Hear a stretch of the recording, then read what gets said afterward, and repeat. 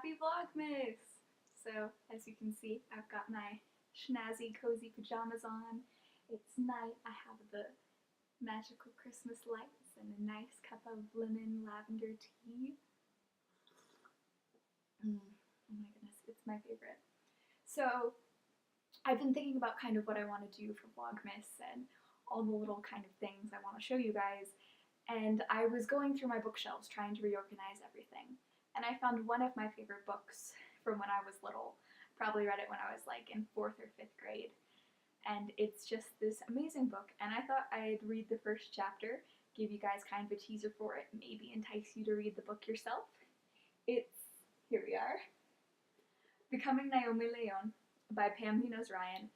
It's a wonderful book. The same author wrote Esperanza Rising, which is another great book, and it was on Battle of the Books list a couple years ago. I mean like 10. But it's just beautifully written. It's a great coming of age story, and I'm just gonna get right into it, read the first chapter of this. But anyways, grab some snacks, maybe a cup of tea, and let's get reading. That's good. A rabble of yesterdays. I always thought the biggest problem in my life was my name, Naomi Soledad Leon Outlaw. But little did I know that it was the least of my troubles, or that someday I'd live up to it. It had been a double month of Sundays since Graham, Owen, and I were knitted together, snug as a new mitten. I can point a stick through at the exact morning we started to unravel, at the precise moment when I felt like that dog in an old Sunday morning cartoon. The one where the mutt wears a big woolly sweater and a fox runs up and pulls a hanging down piece of yarn. Then the fox races off with it, undoing the tidy stitches one by one.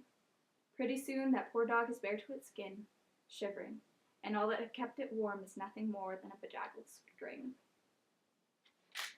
Chapter 1. A Paddling of Ducks. There we were, minding our lives with the same obedience as a clock ticking. A few weeks earlier, the sun had switched to his winter bedtime, so even though it was early evening, the sky was dark as pine pitch.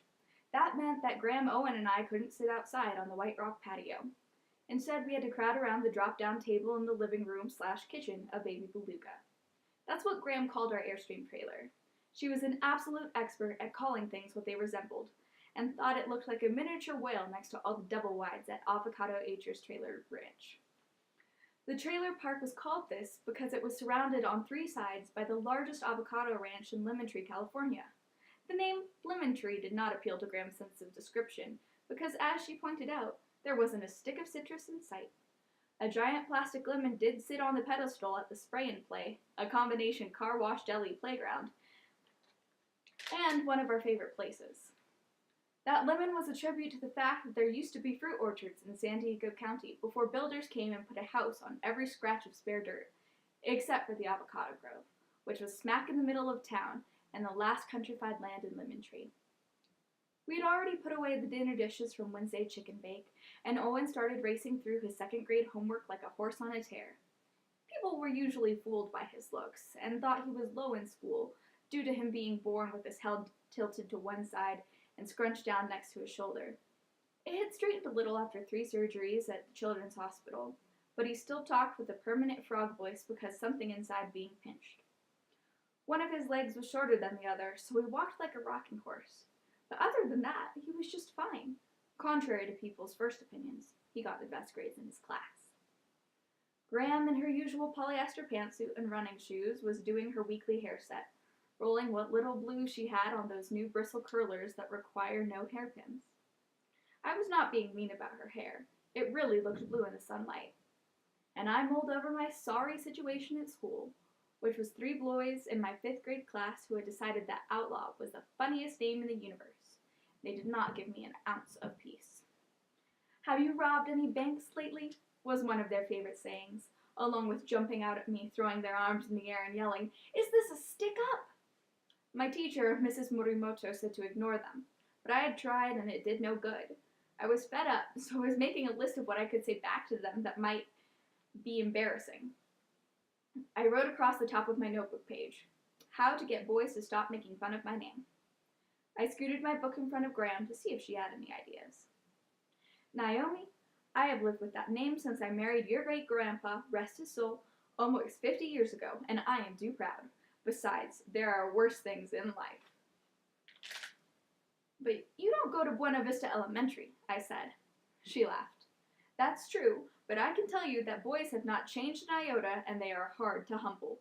You know my true feelings on the subject. How about writing, "Those boys will not bother me"?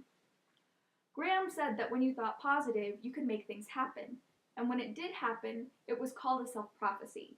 If you wanted to be the best speller in the class, you said to yourself over and over, "I am the best speller in the class." And then before you knew it, you were practicing and becoming it. It was sort of like magic, and Graham believed it to her bones. But it didn't always work the way I hoped. At one time, Owen and I were the only children in the trailer park, and I thought positive every day for a month for more kids at Avocado Acres. But all that moved in was a family with a teenager and a brand new baby. Graham insisted my positive thinking had succeeded, but I had been greatly disappointed. Before I could write down Graham's suggestion, Owen sneezed, and it was a big one, the kind that sprinkled spittle and left his eyes all teary. "Owen, you got it on my page," I said, smoothing my paper, which only smeared the wet spots. "Sorry," he said, and then he sneezed again. "Company's coming twice," said Graham, matter of fact. It was another one of her Oklahoma notions, and she had a million of them that she believed with her whole heart. This one being if a body sneezed, someone would pay a visit. "We already know that for sure that Fabiola's coming over," said Owen. Fabiola Morales lived with her husband Bernardo just a stone throws away in the middle of the avocado grove. Bernardo took care of the 300 trees. In return, he didn't have to pay rent on their tiny house. Fabiola and Graham were newly retired from Walker Gordon Department Store, where they had worked for 55 years as seamstresses, doing alterations with their sewing tables face to face. And if that wasn't enough familiarity, Fabiola came over every night, Monday through Friday, to watch Wheel of Fortune. So far, Graham and Fabiola had watched 743 during the week episodes without missing once. It was their claim to fame. "Well then, Fabiola counts her one," said Graham, patting a curler in place. "I wonder who will be the other." I looked at Owen and rolled my eyes. A fly zooming in would fulfill Graham's prediction. "Maybe Miss Maloney," said Owen. Mrs. Maloney was 88 and lived in the double wide next door. She came out every afternoon to water her cactuses, rocks, and cement bunnies, and only then did she ever come over for a visit. Graham said we could count on Miss Maloney for two things in life. One was wearing the same pink checkered cotton robe every day. I suspected she had a dozen hanging in her closet. And the other was going to bed at 6 in the evening. "Nope, it won't be Miss Maloney," I said. "It's just past 6. Chewing on the end of my pencil, I got back to my list, which Graham said was one of the things I did best. I had all kinds of lists in my notebook, the shortest being things I am good at, which consisted of 1. Soap carving, 2. Worrying, and 3. Making lists. There were my regular and everyday worries lists, which included 1. Graham was going to die because she was old, 2. Owen would never be right, 3. I will forget something if I don't make a list, 4. I will lose my list, and 5. Abominations. I made a list of splendid words, types of rocks, books I read, unusual names, not to mention the lists I had copied, including baby animal names, breeds of horses, and my current favorite, animal groups from the complete and unabridged animal kingdom with over 200 photographs. Mr. Marvel, the librarian, and the absolute best person at Buena Vista Elementary, gave me the book yesterday, and when I walked in the library at lunchtime, he said, "Naomi Outlaw," he always calls me both names, "today is your lucky day. I have a treasure for you, and I've already checked it out on your card. I give this to you with a flourish." Then he scooped up the book in his palms, knelt down on one knee, and held it out to me as if it were a box of jewels. I added flourish to my splendid words list. Mr. Marvel allowed me and 2 other students to eat lunch at one of the oval library tables every day. It was breaking school rules to eat there, but Mr. Marvel didn't mind. He just smiled at us, straightened his bow ties, and said, "Welcome to the sanctuary." Sanctuary also went straight to splendid words. John Lee was one of the library lunch students. His parents owned Lemon Tree Donuts, and he was the roundest boy at Buena Vista Elementary, and one of the nicest. The other was Mimi Messmaker. Her name was on the unusual names list, along with Delaney Pickle, Brian Bearbrother, and Phoebe Lively. Mimi didn't hang out with all the other girls in our grade either, the ones who were always comparing makeup and going to sleepovers. She was nobody special at school, just like me, but she didn't know it. She had no use for me and once whispered trailer trash when I walked by. After that, I never said a word to her, and that suited us both. Naomi, said Graham, is there a page in your notebook titled Ways to Annoy My Graham? Because if there is, I'd appreciate it if you add your unruly bangs to that list. I quickly reached up and corralled the triangle of hair hanging in my eyes. I was trying to let my hair grow all one length, but in order to keep my bangs pinned back, I needed 3 clips on each side. Graham had taken to calling me Shaggy Brown Dog because of my wild mop and my predisposition to brownness. Eyes, hair, and skin. I took after the Mexican side of my family, or so I'd been told. And even though Owen was my full-blooded brother, he took after the Oklahoma lot. He did have brown eyes like me, but with fair skin and blonde hair and a bowl haircut that Graham called a Dutch boy. Due to my coloring, Owen called me the center of a peanut butter sandwich between 2 white pieces of bread, meaning him and Graham.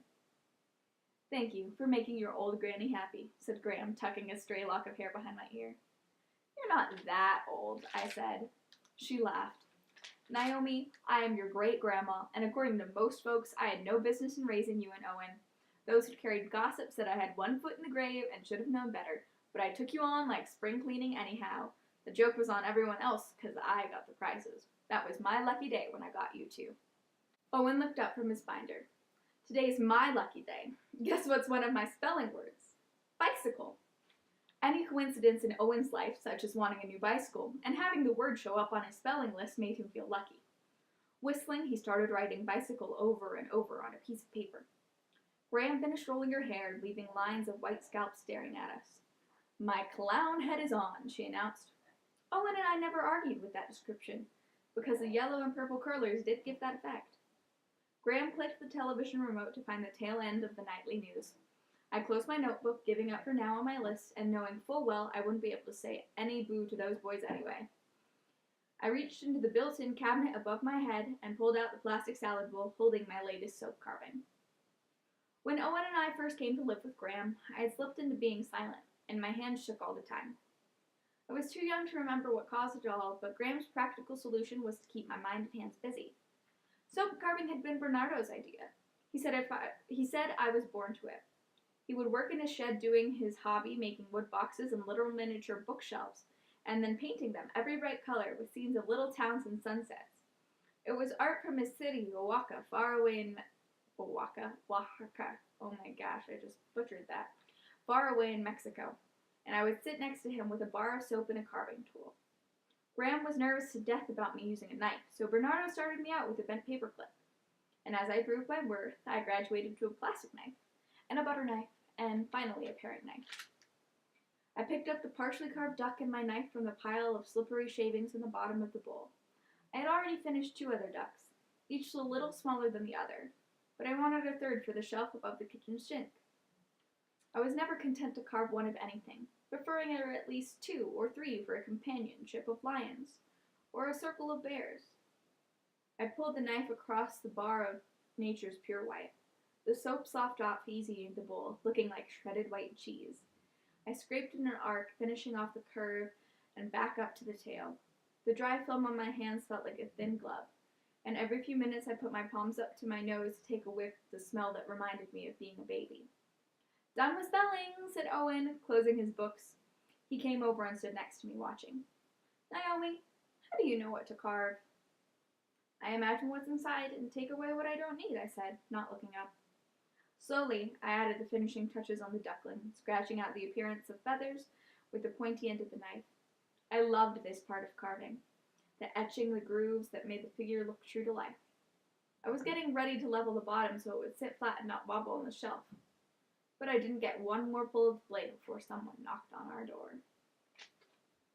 Dun, dun, dun. So, I just absolutely love this book. It's one of my favorites. It is a children's book, so it's a pretty short read, very fast, but it's really well written, and I just love it. It's beautiful. I'm gonna read the back of the book, give you a short blurb. So I realized the camera cut out, so I'm going to read the blurb right now just over this. So, things I am good at. 1. Soap carving. 2. Worrying. And 3. Making lists. Naomi Soledad the Young Outlaw has a lot to deal with, like having the funniest last name in the universe for one. Then there are her clothes, sewn in polyester by Graham, her difficulty speaking up, and her status as at school as nobody special. But according to Graham, most problems can be overcome with a positive thinking. Luckily, with Graham and her little brother Owen, life at Avocado Acres Trailer Ranch is happy and peaceful. That is, until Naomi and Owen's mother reappears after 7 years, stirring up all sorts of questions, and a whole lot of trouble. Soon, Naomi finds herself on a whirlwind journey in a last-ditch effort to keep her family together. But will positive thinking be enough to save them? I just need to stress how much I absolutely love this book. It's definitely one of the pieces of writing that was really formative in who I am and how I think about the world. And Naomi is just a strong character. She's extremely well written, and I highly suggest this book to any little girls in your life, especially little Hispanic girls. Like, heck, you rarely find such beautifully written stories like this from that perspective, and I just love it. I think it's great. I hope you get to read it someday. But anyways, I'm going to bed. Peace out, Lilac.